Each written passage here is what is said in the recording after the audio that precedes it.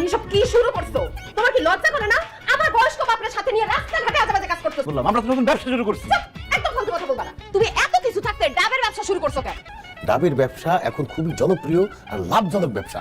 অনেক মানুষ ডাবের ব্যবসা করে কোটিপতি হয়ে গেছে। ডাব বেচা অনেক টাকা ইনকাম করছি না জামাই? ওরে বাবা, ডাব বিক্রি করে অনেক টাকা ইনকাম করছে।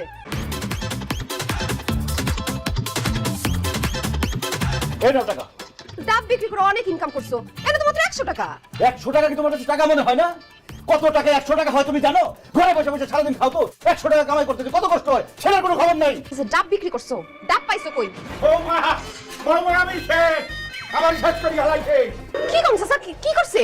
কি করছে এই জামাই শ্বশুর মিলিয়া আমার বাড়ির ডাব নারকেল সব চুরি করছে। এই বুড়া খবরদার মিথ্যা কথা কবি না। তোর কাছ থেকে ডাব চুরি করছি মানে তোর ডাব গাছ কোথায় সেটাই তো আমরা জানি না। সে একটা মিথ্যাবাদী, সে একটা সোসা। আমরা ডাব বেচতেছিলাম, সে ফ্রি ফ্রি খাইতে চাইছে। আমরা দেই নাই দেখে এখন বাড়ায় বাড়ায় মিথ্যা কথা বলতেছে। মারে সত্যি সত্যি এই লোক মিথ্যা কথা বলতেছে। আরে তার ডাব চুরি করবো কিভাবে তুই বল? জামাই শ্বশুর মিলা কি চুরি করতে পারে? আমি জানি তার আমার কথা অস্বীকার করবে, এর লাগি আমি সাথে প্রমাণ লইয়া আইছি। কত কও টাকা গতকাল আমার কাছে ডাব চুরি করছে না ওরা? অসম্ভব, কোনোদিনও না।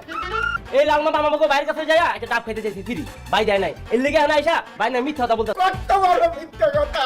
এই তোর উপরে ঠাডা পড়বে আর তোকে হইতে পারবে, আল্লাহর গজব পাবে, গজব। ঠাডার গজব আপনার উপরে পড়বো। আপনার কত বড় সাহস আমার জামাই আর আমার